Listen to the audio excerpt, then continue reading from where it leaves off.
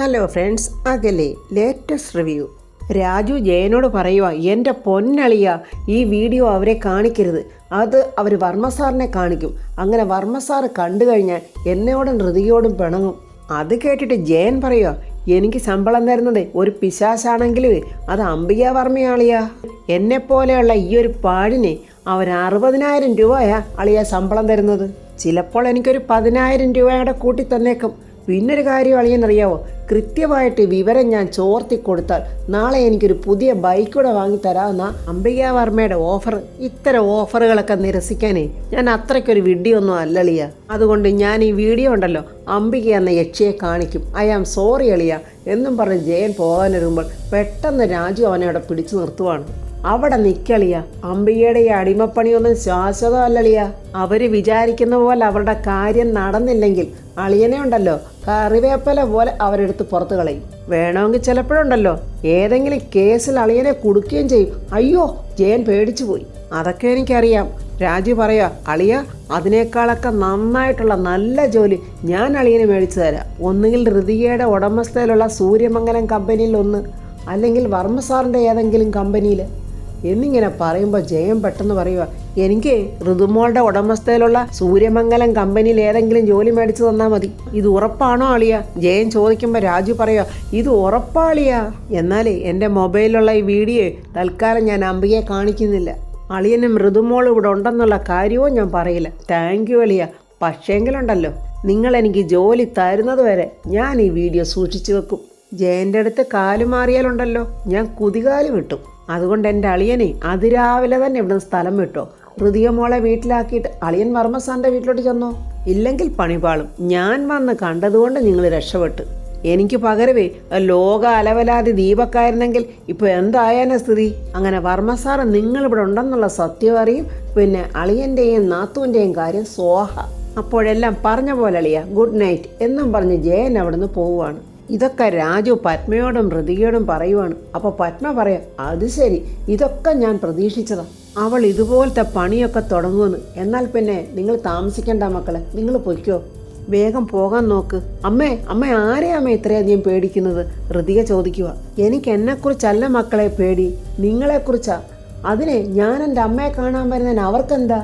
അവർക്ക് പ്രശ്നമുണ്ട് മക്കളെ, എന്നിൽ നിന്ന് നിങ്ങളെ അകറ്റി നിർത്താൻ. അല്ലെങ്കിൽ കഴിഞ്ഞകാല കഥകളൊക്കെ ഞാൻ നിങ്ങളോട് പറയില്ലേ? അതൊക്കെ പിന്നെ നിങ്ങൾ പ്രതാപേട്ടനോടും മറ്റുള്ളവരോടും പറയില്ലേ?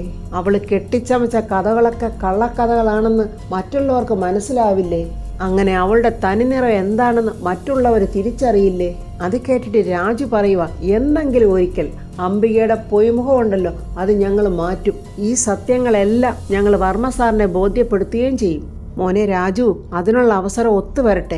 എന്തായാലും പ്രതാപേട്ടൻ നിങ്ങളോട് പിണങ്ങാൻ പാടില്ല. കാരണം വിശ്വസ്തരായ മരുമകനും മകളുമാണ് നിങ്ങൾ വേഗം പോകാൻ നോക്ക് എന്നിങ്ങനെ പറയുമ്പോൾ ശരിയമ്മേ എന്ന് രാജു പറയുക. ഹൃതിക സങ്കടത്തോടെ പത്മയെ കെട്ടിപ്പിടിച്ച് ഉമ്മ കൊടുക്കുവാണ്. മോള് വിഷമിക്കേണ്ട, സന്തോഷത്തോടെ പോയി വാ എന്നും പറഞ്ഞ് പത്മയും ഋതുവിനും ഉമ്മ കൊടുക്കുവാണ്. അങ്ങനെ ഹൃതികയും രാജുവും പോകാനൊരുങ്ങുമ്പോൾ പെട്ടെന്ന് പത്മ വിളിക്കുന്നു, മോളെ അമ്മ പറഞ്ഞ കാര്യം മറക്കണ്ട. ഇല്ലമ്മേ, മറക്കില്ല എന്നിങ്ങനെ ഒരു നാണത്തോടെ ഹൃതിക പറയുവാണ്. അങ്ങനെ അവിടുന്ന് ഹൃതികയും രാജുവും പത്മയോട് യാത്ര പറഞ്ഞ് പുറപ്പെടുവാണ്. ഈ സമയം രാജുവിൻ്റെ വീട്ടിൽ പ്രിയ ഇരുന്നിങ്ങനെ മൊബൈലിൽ എന്തോ ഞോണ്ടി കളിച്ചുകൊണ്ടിരിക്കുവാണ്. കൊച്ചമ്മണി അങ്ങോട്ട് വന്നത് കാണുന്നുണ്ട്. കൊച്ചമ്മണി മനസ്സിൽ പറയാം, ലോകം അടപടലെ ഇടിഞ്ഞു വീണാലും ഇവളിപ്പോൾ ഇതൊന്നും അറിയില്ല. എന്തോ ചുറ്റിക്കളിയാണെന്ന് തോന്നുന്നു. സകല ചുറ്റിക്കളിയും പഠിച്ച എന്നോടാ അവിടെ ഒരു ചുറ്റിക്കളി. എന്തായാലും ഒന്ന് നോക്കിയിട്ട് തന്നെ എന്നും പറഞ്ഞ് കൊച്ചമ്മണി പതുക്കെ വന്ന് പ്രിയയുടെ മൊബൈലിലോട്ട് ഇങ്ങനെ നോക്കി നിൽക്കുവാണ്. കൊച്ചമ്മണി അവിടെ വന്ന് ഇങ്ങനെ നിൽക്കുന്ന പെട്ടെന്ന് പ്രിയ കാണുവാണ്. എന്താ നിനക്ക്? അതാ ഞാനും ചോദിക്കുന്നത്, കൊച്ചമ്മണി പറയുക. എനിക്ക് 2 കുന്തം എന്നിങ്ങനെ പ്രിയ പറയുക. എൻ്റെ മോനൊരു പോഴൻ, പോത്ത്, കാളൻ, അല്ലെങ്കിലും അവന് കള്ളു മതിയല്ലോ. ഇവളാണെങ്കിൽ ഇവിടുന്ന് കണ്ടവനുമായിട്ട് ചാറ്റ് ചെയ്യുന്നു. കെട്ടിയവനാണ് ചീറ്റിങ്. ഏതവനാടി ഇതിനകത്ത്? ദേഷ്യത്തോടെ ചാടി എണീറ്റ് പ്രിയ പറയാ, വൃത്തികെട്ട തള്ളേ, നിങ്ങൾ അനാവശ്യം പറഞ്ഞാലുണ്ടല്ലോ നിങ്ങളെ എന്താ ചെയ്യാൻ പോകുന്നതെന്ന് എനിക്ക് തന്നെ അറിയില്ല. ചാറ്റിങ്ങും ചീറ്റിങ്ങും ഒക്കെ നിങ്ങളുടെ പണിയാ. എന്നെ എൻ്റെ അച്ഛനും അമ്മയും നല്ലത് മാത്രമേ പറഞ്ഞു പഠിപ്പിച്ചിട്ടുള്ളൂ. ഓട്ടംതുള്ളൽ കളിച്ചോണ്ടിരുന്ന ആളെ കണ്ണ് കാണിച്ച് മയക്കി കൊണ്ടുപോയി കെട്ടിയിട്ട് കല്യാണം കഴിപ്പിച്ചില്ലേ, അത് നിങ്ങളുടെ കൾച്ചർ. എന്നോട് മര്യാദകേട് പറയാൻ വന്നാലുണ്ടല്ലോ നിങ്ങൾ വിവരം അറിയും. നിങ്ങളെ ഇവിടെ നാടിച്ചോടിക്കാനാ ജയേട്ടൻ എന്നോട് പറഞ്ഞത്. എന്നാലേ ഞാനത് ചെയ്യാത്തതും എൻ്റെ അച്ഛനും അമ്മയും എന്നെ കൊണ്ടത് ചെയ്യിപ്പിക്കാത്തതും ഞങ്ങളുടെ മര്യാദ. എൻ്റെ മൊബൈൽ ഫോണിൻ്റെ ലോക്കുണ്ടല്ലോ, അതെൻ്റെ ഭർത്താവിനറിയാം. അവരൊരു കുറ്റവും കണ്ടുപിടിച്ചുകൊണ്ട് വന്നിരിക്കുന്ന യൂസ്ലെസ് എന്നും പറഞ്ഞ് ദേഷ്യത്തിലെ പ്രിയ അവിടെ നിന്ന് പോവുക. കൊച്ചമ്മണി ഒട്ടും പ്രതീക്ഷിച്ചില്ല ഇങ്ങനെയൊക്കെ സംഭവിക്കുമെന്ന്. ആകെ വിളറി വെളുത്തുപോയി. കൊച്ചമ്മണി പറയുക, ഛേ വേണ്ടായിരുന്നു, വടി കൊടുത്തിട്ട് തെരുതെരെ അടി മേടിച്ചു പോയി. അല്ലെങ്കിൽ ഇന്നത്തെ കാലത്ത് അമ്മായിയമ്മമാർക്ക് ഒരു രക്ഷയില്ല. മരുമക്കളൊക്കെ വലിയ വിദ്യാഭ്യാസമുള്ളവരായിപ്പോയി. കൊച്ചമ്മണി അങ്ങനെയൊക്കെ പറഞ്ഞുകൊണ്ടിരിക്കുമ്പോൾ ദാണ്ട വരുന്ന രാജുവും ഹൃതികയും കൂടെ ബൈക്കിൽ അങ്ങോട്ട്. കൊച്ചമ്മണിയുടെ മുഖത്ത് പെട്ടെന്നൊരു സന്തോഷം. ഇവരെവിടെ പോയിരുന്നതായിരുന്നെന്ന് ഒന്ന് മണത്തറിയണം. എന്നിട്ടത് അമ്പികയ്ക്ക് അങ്ങോട്ട് ചോർത്തി കൊടുക്കണം. തുരുതുരാന്ന് ഓരോന്ന് ചോർത്തി കൊടുത്തില്ലെങ്കിലേ ആ അംബിക പിന്നെ ഒന്നും തരുത്തില്ല. കൊച്ചമ്മണി അവിടെ നിൽക്കുന്ന കണ്ടുണ്ട് രാജു ഹൃതിയോട് പറയുക, അളിയൻ്റെ അമ്മ രാവിലെ തന്നെ അവിടെ പ്രതിഷ്ഠിച്ചിരിക്കുവാണല്ലോ. അങ്ങനെ രാജുവും ഹൃതിയും കൂടെ കൊച്ചമ്മണിയെ മൈൻഡ് ചെയ്യാതെ നടന്നു പോകുമ്പോൾ പെട്ടെന്ന് കൊച്ചമ്മണി അങ്ങോട്ട് ചെന്നിട്ട് നിൽക്കി രാജുവിൻ്റെ കയ്യിലോട്ടങ്ങോട്ട് കയറി പിടിച്ചിട്ട് ചോദിക്കുക, 1-2 കാര്യങ്ങൾ എനിക്ക് ചോദിക്കാനുണ്ട്. ചെറുപ്പക്കാർ പിള്ളേരായാലേ നല്ല ചൊല്ലുവിളിയും വേണം, നല്ല അനുസരണയും വേണം, കുടുംബത്തോട് ഉത്തരവാദിത്വവും വേണം. ഹൃതിക ചോദിക്കുക, അതിന് ഞങ്ങൾ എന്തുത്തരവാദിത്വം ഇല്ലായ്മയാ കാണിച്ചത്? എവിടെ പോവുകയാണെങ്കിലും അത് എന്നോടോ അഥവാ ഇനി എന്നെ കണ്ടില്ലെങ്കിൽ രാധമ്മയോടോ വേണുവാസവനോടോ പറഞ്ഞിട്ട് വേണം പോകാൻ. അല്ലാതെ ഉണ്ടല്ലോ ഈ കാളി കൂളിയൊക്കെ കളിച്ച് നടക്കാനല്ല നിങ്ങൾക്ക് ലൈസൻസ് തന്നിരിക്കുന്നത്. കൊച്ചമ്മണിയെ ഒന്ന് കളിയാക്കുന്ന പോലെ തന്നെ രാജു പറയുക, ഞങ്ങൾ രണ്ടുപേരും കൂടി ഒരു ഔട്ടിങ് പോയതാ അളിയൻ്റെ അമ്മേ. ഔട്ടിങ്ങിനോ? അതെവിടാ നിങ്ങൾ പോയത്? പെട്ടെന്ന് ഹൃതിക കളിയാക്കി ചിരിച്ചോണ്ട് പറയാം, ഞങ്ങൾ കന്യാകുമാരി വരെ ഒന്ന് പോയി. ഞങ്ങൾ രണ്ടുപേരൂടെ കടലിലോട്ട് ചാടി കെട്ടിപ്പിടിച്ചൊരു മുങ്ങിക്കുളി. അത് കേട്ടിട്ട് കൊച്ചമ്മണി, ഛേ ഇതൊക്കെ എന്തൊരു തോന്നിയവാസവാ. ഇന്നത്തെ കാലത്ത് ഏതെങ്കിലും ഭാര്യ ഭർത്താക്കന്മാർ ചെയ്യുന്ന കാര്യമാണോ നിങ്ങൾ ഈ ചെയ്യുന്നത്? രാജു ചോദിക്കുക, എന്തോന്നാ അളിയൻ്റെ അമ്മേ കെട്ടിപ്പിടുത്തവോ? ആ അതെ. അപ്പോഴകത്തുനിന്ന് രാധമ്മ അങ്ങോട്ട് വരുന്നുണ്ട്. രാധമ്മ ചോദിക്കുക, എന്താ ഇവിടെ പ്രശ്നം? രാജു രാധമ്മയോട് പറയാം, അളിയൻ്റെ അമ്മ ഞങ്ങളെ സഹായിക്കുമായിരുന്നമ്മേ. അളിയൻ്റെ അമ്മയ്ക്ക് അറിയണം ഞങ്ങൾ എവിടെ പോയിരുന്നതായിരുന്നെന്ന്. അത് കേട്ടതും രാധമ്മയ്ക്ക് വന്നത് ദേഷ്യം. രാധമ്മ ദേഷ്യത്തോടെ, എൻ്റെ മക്കളെ അവർക്ക് സൗകര്യമുള്ളിടത്ത് പോകും, നിങ്ങളാരാ അതൊക്കെ ചോദിക്കാൻ? അയ്യോ രാധമ്മേ, ഞാൻ ആ ഒരു അർത്ഥത്തിലൊന്നും അല്ല ചോദിച്ചത്. ആഹാ, എന്നാലേ നിങ്ങൾ എന്തർത്ഥത്തിലാണെന്നും എന്തിനു വേണ്ടിയാണ് ചോദിച്ചതെന്നും എനിക്ക് നന്നായിട്ടറിയാം. അതൊന്നും എൻ്റെ മക്കളോട് വേണ്ട. കൊച്ചമ്മണി അങ്ങ് ചമ്മിപ്പോയി. എന്നിട്ട് പറയാം, അയ്യോ ഞാനിവരുടെ അമ്മമ്മയല്ലയോ രാധമ്മേ. ഇവിടെ ഇപ്പം ഞങ്ങൾ പുറത്തു നിന്നുള്ള അമ്മമ്മമാരെ ഒന്നും എടുക്കുന്നില്ല. രാധമ്മ പറയുക, ഇവരെ ശാസിക്കാനും ആർക്കും അധികാരമില്ല. പറഞ്ഞത് മനസ്സിലായോ നിങ്ങൾക്ക്? പെട്ടെന്ന് കൊച്ചമ്മണി അങ്ങോട്ട് അഭിനയിക്കാൻ തുടങ്ങുവാണ്. ഒരു പൊട്ടിക്കരച്ചിലും കണ്ണും പൊത്തിക്കൊണ്ട് പൊട്ടിക്കരയുവാണ്. എൻ്റെ നല്ല മനസ്സാരും കാണുന്നില്ലല്ലോ ദൈവമേ. എൻ്റെ ചങ്കെടുത്ത് കാണിച്ചാൽ നിങ്ങൾ പറയും അത് തെരണ്ടി മീനാണെന്ന് എന്നും പറഞ്ഞാൽ സോഫയിലോട്ട് പോയിരുന്ന് കണ്ണും പൊത്തി ശബ്ദത്തിൽ അങ്ങോട്ട് കരയുവാണ്. അവരാരും മൈൻഡ് ചെയ്യുന്നതുമില്ല. ആത്മാർത്ഥതയുള്ള എൻ്റെ ഹൃദയം ആര് കാണാനാ? എൻ്റെ ഭഗവാനെ നീയും കാണുന്നില്ലല്ലോ എന്നും പറഞ്ഞ് കരയുവാണ് കൊച്ചമ്മണി. അമ്മേ, എനിക്ക് ഉടനെ വർമ്മസാറിൻ്റെ അടുത്തോട്ട് പോകണം. അതിനെന്താ, മോൻ ഒരു ഗ്ലാസ് ചായ കുടിച്ചോണ്ട് പോ, മോളും വാ എന്നിങ്ങനെ രാധമ്മ വിളിക്കുമ്പോൾ അവർ 3 പേരും അങ്ങനെ അകത്തോട്ടങ്ങ് പോവുക. ആരും മൈൻഡ് ചെയ്യുന്നില്ലെന്ന് മനസ്സിലായി. കൊച്ചമ്മണി ഇങ്ങനെ പതുക്കെ കണ്ണ് തുറന്ന് നോക്കുക.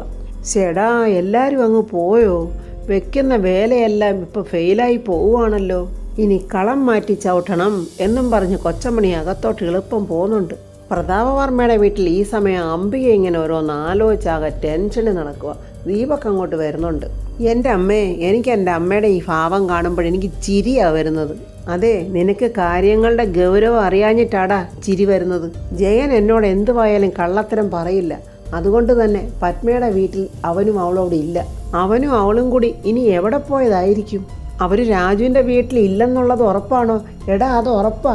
നമ്മുടെ പ്രധാന ന്യൂസ് ഏജൻസി ഉണ്ടല്ലോ അവിടെ. ഓ, അതെനിക്കറിയാം. എക്സ്പയറി ഡേറ്റ് കഴിഞ്ഞാൽ കിളവിയല്ലയോ? അതേടാ, അവരുടെ അക്കൗണ്ടിലോട്ടേ തുടരെ എൻ്റെ കാശ് അങ്ങോട്ട് ചെല്ലുന്നതാ. കാശിനോട് ആർത്തിയുള്ള ആ കിളവിയെ നുണ പറയില്ല. എന്തായാലും അവനും അവളും അവിടെ ഇല്ല.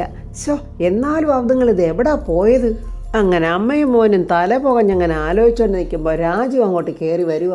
രാജുവിനെ കണ്ടതും ദീപക്ക് പറയാ, തേണ്ടമ്മേ അവൻ വരുന്നുണ്ട്. രണ്ടുപേരും വലിയ ചിന്തയിലാണെന്ന് മനസ്സിലാക്കിക്കൊണ്ട് രാജു രണ്ടുപേരെ മൈൻഡ് ചെയ്യാതെ അങ്ങ് പോവുക. അത് കണ്ടിട്ട് ഉടനെ അംബിക, എടാ എടാ രാജു.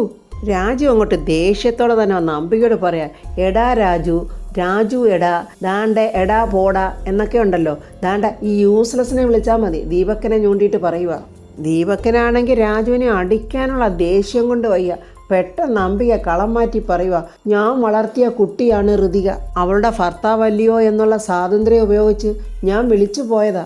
എന്നാലേ വളർത്തിയ സ്വാതന്ത്ര്യമോ അധികാരമോ ഒക്കെ അതങ്ങ് ഋതികയുടെ അടുത്ത് കാണിച്ചാൽ മതി. അതൊന്നും എന്നോട് വേണ്ട. അയ്യോ പോട്ടെ രാജു, നിനക്ക് ഫീലായെങ്കിൽ വേണ്ട.